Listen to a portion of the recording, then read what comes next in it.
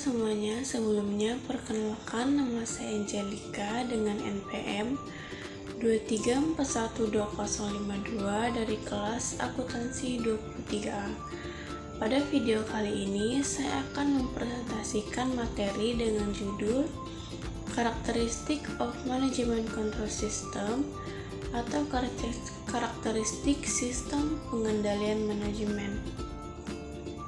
Topik ini sangat penting dalam dunia manajemen karena sistem pengendalian manajemen merupakan salah satu alat utama bagi manajer dalam memastikan bahwa setiap sumber daya organisasi digunakan secara efektif dan efisien untuk mencapai tujuan yang telah ditetapkan.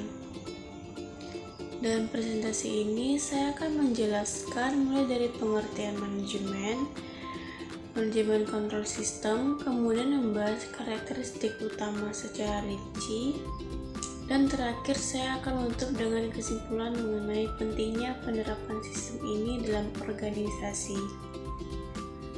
Manajemen kontrol sistem adalah sebuah proses yang dijalankan oleh para manajer untuk memastikan bahwa seluruh sumber daya organisasi digunakan secara efektif dan efisien dalam rangka mencapai tujuan yang telah ditentukan sebelumnya.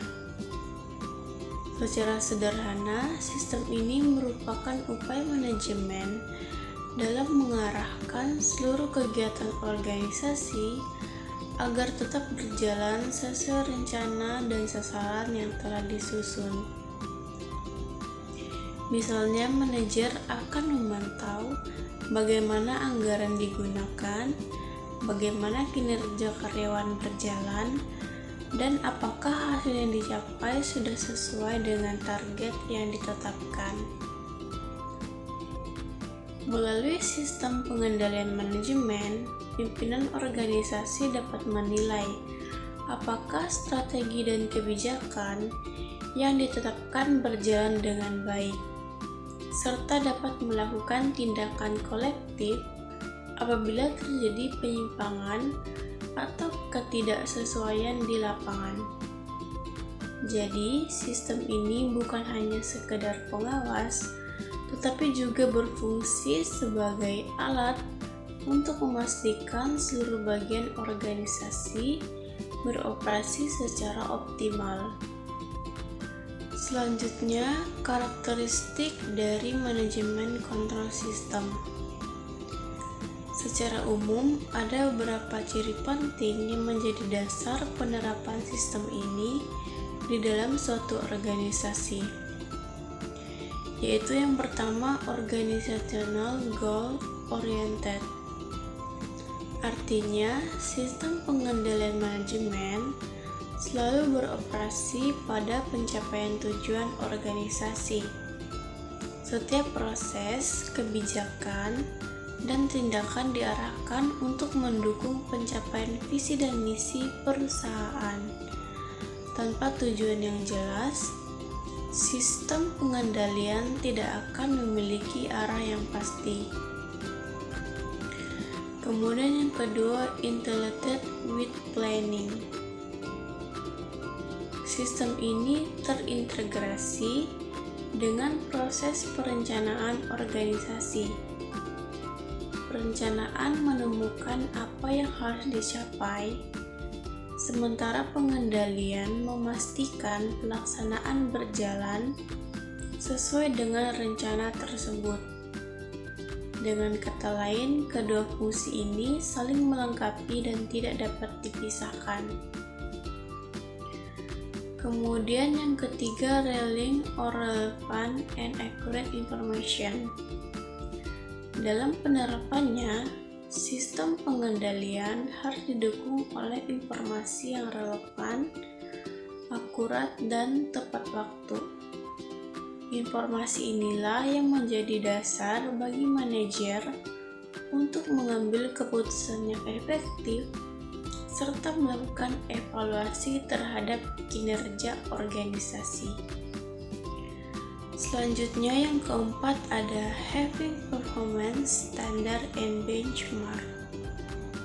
Setiap organisasi perlu memiliki standar kinerja dan tolok ukur atau benchmark yang jelas. Dengan adanya standar tersebut, manajer dapat membandingkan antara hasil aktual dengan target yang telah direncanakan, sehingga dapat diketahui sejauh mana keberhasilan yang dicapai. Kemudian yang kelima, flexible to environmental change. Sistem pengendalian yang baik harus bersifat fleksibel terhadap perubahan lingkungan. Karena kondisi eksternal seperti ekonomi, teknologi, dan pasar selalu berubah, maka sistem juga perlu menyesuaikan diri agar tetap relevan dan efektif. Kemudian yang keenam, involving managerial participation.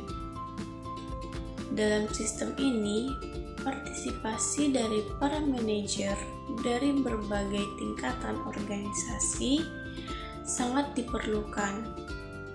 Keterlibatan mereka membantu proses pengambilan keputusan menjadi lebih realistis dan dapat diterapkan secara efektif di lapangan. Kemudian yang ketujuh, emphasizing feedback. Umpan balik atau feedback merupakan komponen penting dalam sistem pengendalian. Melalui mekanisme ini, manajemen dapat mengetahui apakah kinerja sudah sesuai rencana dan melakukan perbaikan bila ditemukan penyimpangan. Kemudian yang ketujuh, encouraging behavior consistent with organization goals. Karakteristik terakhir adalah mendorong perilaku yang konsisten dengan tujuan organisasi. Dengan kata lain, sistem pengendalian harus mampu menciptakan budaya kerja di masa di mana setiap individu berperilaku selaras dengan kepentingan dan sasaran organisasi. Sebagai penutup, dapat saya simpulkan bahwa manajemen kontrol sistem merupakan komponen yang sangat penting dalam manajemen modern. Sistem ini membantu organisasi untuk memastikan bahwa seluruh daya, baik manusia, keuangan, maupun material, digunakan dengan cara yang paling efektif dan efisien guna mencapai tujuan strategi perusahaan. Dengan karakteristik seperti berorientasi pada tujuan organisasi, terintegrasi dengan perencanaan, didukung oleh informasi yang relevan, fleksibel terhadap perubahan, serta memiliki mekanisme umpan balik yang jelas. Sistem pengendalian manajemen mampu menjamin bahwa setiap aktivitas perusahaan berjalan sesuai arah yang diinginkan. Melalui penerapan sistem ini, manajemen dapat melakukan pengawasan yang lebih baik, mengidentifikasi masalah sejak dini, dan memastikan bahwa seluruh bagian organisasi bergerak menuju satu tujuan yang sama. Demikian penjelasan yang dapat saya sampaikan. Kurang lebihnya saya mohon maaf. Semoga apa yang saya sampaikan dapat berguna untuk kita semua. Saya akhiri, terima kasih.